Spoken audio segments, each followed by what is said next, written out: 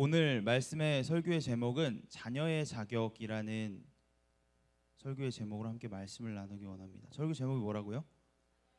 네, 자녀의 자격. 여러분, 자녀의 자격, 자녀도 자격이 필요할까요? 여러분, 신용이라는 말 많이 들어봤죠? 혹시 무슨 뜻인지 알고 있나요? 어떤 모양이나 움직임을 흉내내어 꾸미는 짓을 뜻합니다. 그래서 신용하지 마, 신용한다라는 말을 우리가 종종 하곤 하죠. 우리는 살면서 이 신용이라는 것을 참 많이 합니다. 그렇지 않습니까? 학교에서는 어떻나요? 공부하는 신용, 청소 시간에 청소하는 신용, 그리고 선생님이 무언가를 지적했는데 제가 안 했는데요, 발뺌하는 신용. 여러분, 집에서는 어떻습니까? 비슷하죠. 공부하는 신용. 부모님이 공부 좀 해라. 알았어, 공부 좀 할게. 공부하는 신용. 또 방 좀 치워라. 청소하는 신용. 이것 좀 해. 말 듣는 신용. 알았어, 할게. 하지도 않으면서. 그리고 마치 나는 제법 괜찮은 자식인 것 같은 신용을 우리는 합니다. 어떻습니까? 여러분들은 제법 괜찮은 자녀들인가요? 여러분들이 생각하기에? 아니면 그저 신용만 하는 사람들입니까? 예레미야 말씀 속에, 오늘 본문 말씀 속에 이스라엘 백성들은 그런 신용만 하는 존재들이었습니다. 자신의 죄를 고백하고 회개했다고 하나님께 말은 그럴싸하게 하는 많은 모습들을 보이면서도 하나님을 속이고 행동하는 그런 백성들이었습니다. 하나님께서는 그런 이스라엘 자녀들에게 예레미야라는 선지자를 통해서 하나님의 말씀을 대신 전하는 선지자를 통해서 그들에게 진정으로 신실하게 하나님께 돌아올 것을 요구하십니다. 다시 말해, 그들이 빈번히 하나님과 선지자들에게 거짓으로 대했기 때문에 그들에게 가식이 없이 정말로 선한 믿음으로 하나님께 돌아오라고 명령한 것이죠. 우리는 지난주 1장을 살펴봤습니다. 그리고 4장으로 건너왔죠. 그런데 지나친 2장과 3장 단 2장만 보더라도 그들의 죄악된 모습이 많이 등장함을 알 수 있습니다. 여호와를 버리고 이방신을 따르며 음란과 행악으로 땅을 더럽히는 모습이 나타납니다. 그런데 그런 그들 가운데 하나님께서 무엇이라 말씀하십니까? 오늘 본문에 1절에 이스라엘아, 내가 돌아오려거든 내게로 돌아오라. 말도 지질이 안 듣는, 오히려 나쁜 일만 반복하는 이 자녀들에게 하나님께서는 돌아오라, 내게로 돌아오라 라고 말씀하십니다. 종교개혁자 칼빈은 이 말씀 구절을 이렇게 해석하기도 합니다. 이스라엘아, 내가 돌아오면 너는 내 안에서 쉬리라. 뭐라고요? 너는 내 안에서 쉬리라 라고 이 문장을 번역하기도 합니다. 하나님의 사랑, 여러분 이 말에서 혹시 하나님의 사랑이 조금 느껴지시나요? 하나님께서는 어떻게든 이스라엘이라는 이 백성들을 자녀로 삼아 품에 두고자 하셨습니다. 하지만 그들은 어떻습니까? 가식적인 회개만 할 뿐 오히려 하나님을 속이고 떠났습니다. 그럼에도 주님께서 집 나간 자식이 돌아오기를 기다리는 아비의 심정으로 오늘 돌아오라라고 말씀하고 계십니다. 그래서 여러분, 사랑하는 우리 고등부 여러분, 하나님께 돌아가기 위한 자녀의 요건, 자녀의 자격은 무엇일까요? 첫 번째는 하나님을 인정하는 것입니다. 뭐라고요? 하나님을 인정하는 것입니다. 다른 신을 의지하는 것이 아니라 오직 하나님만이 유일한 신이자 도움이심을 선포하는 것입니다. 여러분, 여기서 다른 신이라고 하면요, 단순히 신이라고 하는 영적 존재만을 가리키는 것이 아닙니다. 사랑, 돈, 명예, 성취, 권력 등 내가 하나님보다 우선하는 것, 앞서는 것, 그것이 바로 우상입니다. 여러분들 삶에는 혹시 우상, 이러한 것들이 없으신지 좀 생각해 보시기 바랍니다. 주일날 친구가 더 보고 싶고 예배보다 공부가 더 중요하고 말씀보다 약속이 중요한 그런 모습들조차 다 우상입니다. 왜냐고요? 하나님보다 그게 더 좋고 그게 더 우선이고 그것이 나를 더 하게 해준다고 생각하니까요. 여러분, 그렇다고 해서 삶에서 항상 교회에서 살라고 하는 것은 아닙니다. 하나님께서는 우리에게 우리를 세상에서 부여한 삶이 있어요.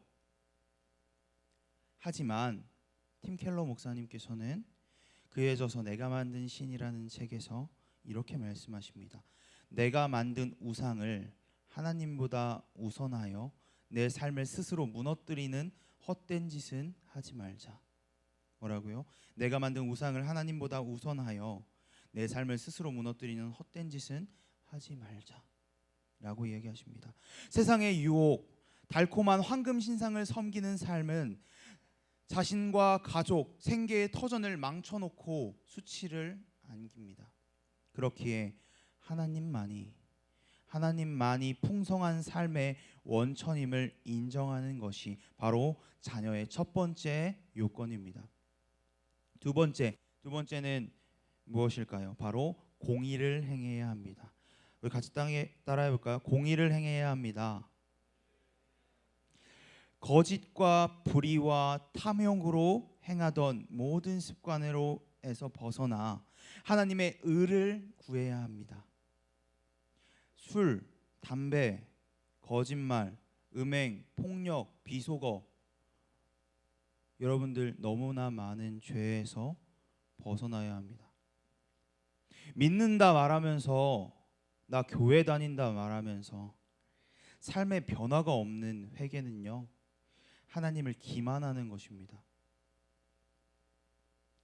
여러분, 우상을 버리라는 것, 그 버리라는 것이란 이전의 가치관과 삶의 방식을 버리는 것입니다. 이것을 꼭 기억하시기 바랍니다. 마지막 세 번째는 마음의 할례.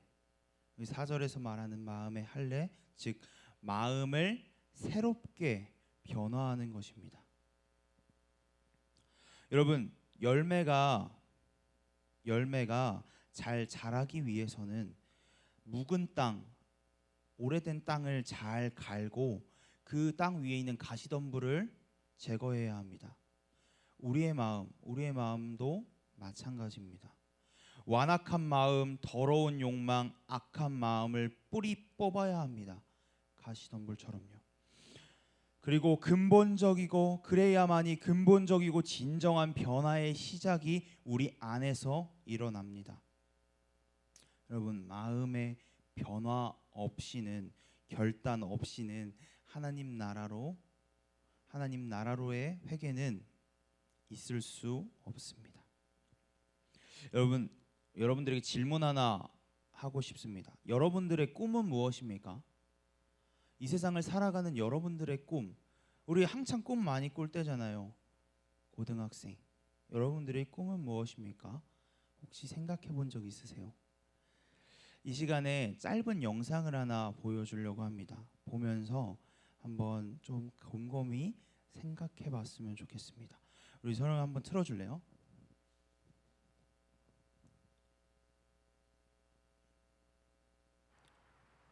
아이들은 자신의 꿈에 대해 어떤 생각을 갖고 있을까요?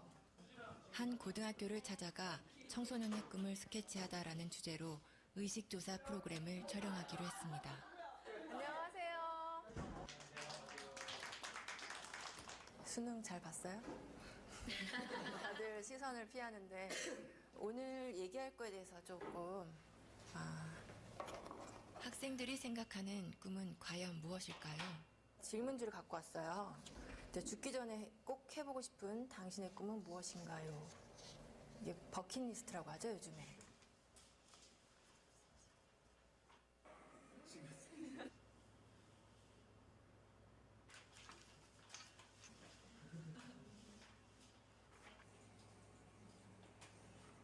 학교 운동장에 농사 짓기?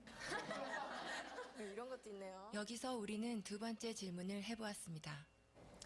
앞으로 살 날이 1년밖에 남지 않았다면 당신의 꿈을 이루는 것과 5억 원이라는 돈을 선택하는 것 중에 어떤 걸 선택할 것 같아요?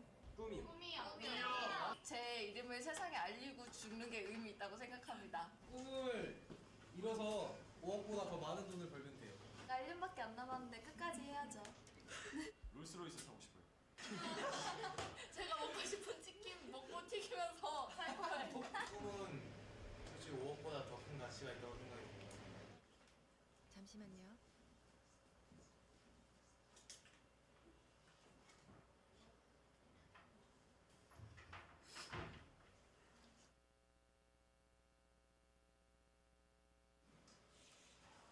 우리 온 가족이 함께 모여서 외식도 좀 건강한 데서 좀 해보고 싶고 하고 싶은 게 너무너무 많죠. 아들이랑 둘이 배낭여행 한번 가고 싶어요. 맛집 투어? 아들이랑? 저희 고향 양평으로 데려가서 그림같이 멋있는 집을 짓고 사랑하는 가족과 함께 행복하게 사는 게 제 꿈입니다. 조그만 극장이라도 하나 해줬으면 성진이가 하고 싶어 하는 거니까. 많은 추억이나 또 집사람한테 그동안 못 해준 거 그런 것만 생각나더라고요. 가족과 함께 여행을 하는 게 저희 꿈입니다. 근데 할 수만 있으면 진짜 같이 한번 성진이 데리고 여행을 좀 해보고 싶습니다. 그 속에 친구들 한번 만나보고 싶어요. 맥주 한잔 마시고 싶어요. 이거 괜찮죠?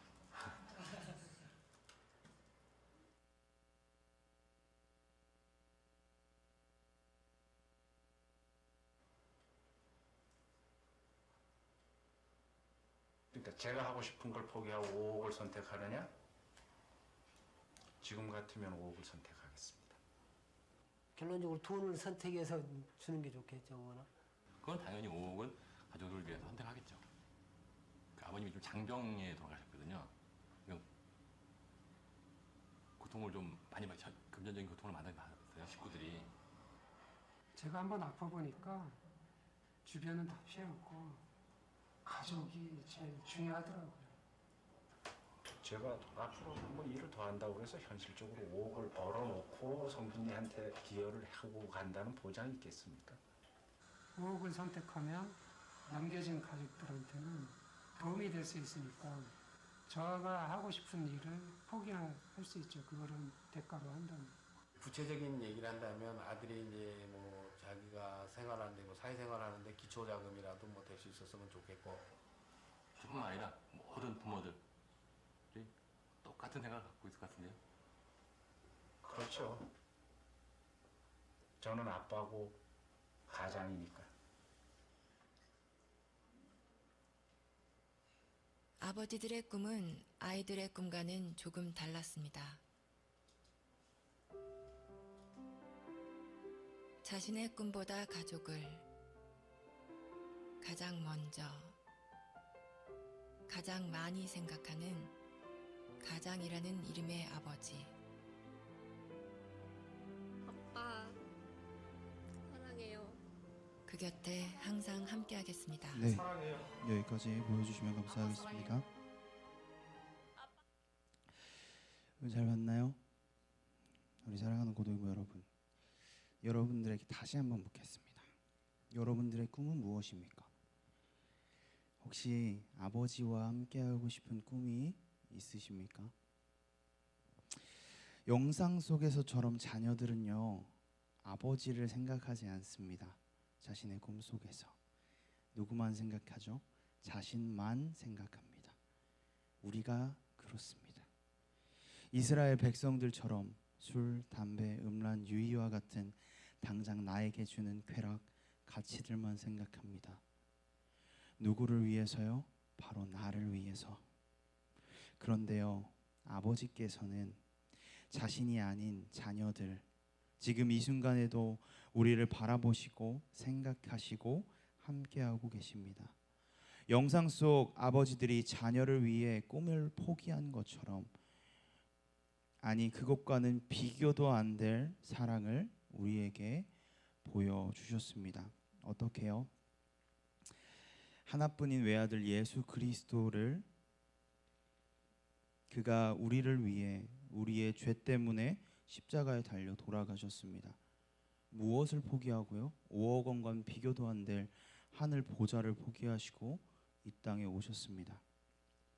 사랑하는 고등부 여러분, 그런 말이 있습니다. 부모는 태어날 자녀를 선택할 수 없고 자녀 또한 자신의 부모를 선택할 수 없다는 것이죠. 이 말 속에는요, 여러 의미가 담겨져 있습니다. 미안하고 속상하고 안타깝고 그 외에 서로 부족함을 여실히 보여주는 말입니다. 그런데요, 이것과는 전혀 해당하지 않는 분이 계세요.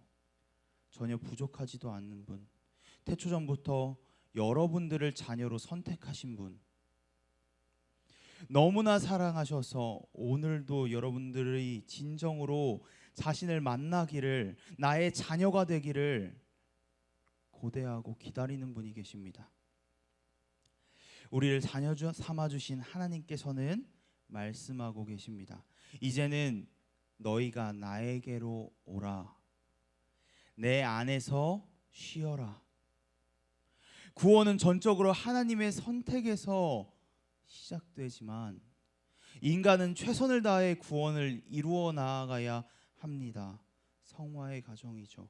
오늘 말씀, 그것이 바로 하나님의 자격, 하나님의 자녀가 되는 자격입니다. 바로 우리가 이루어 나아가야 할 성화, 성스러운 하나님의 자녀가 되는 삶입니다. 로마서 12장 2절, 너희는 이 세대를 본받지 말고 오직 마음을 새롭게 함으로 변화를 받아 하나님의 선하시고 기뻐하시고 온전하신 뜻이 무엇인지 분별하도록 하라. 말씀을 마치겠습니다. 하나님을 인정하고 선포하며 우상을 버리고 정의를 행하며 마음을 새롭게 함으로 변화를 받아 하나님의 선하시고 기뻐하시고 온전하신 뜻이 무엇인지 알며 그것을 행하며 살아가는 하나님의 자녀들, 우리 코람대우 고등부 모든 친구들이 되기를 주님의 이름으로 간절히 소원합니다.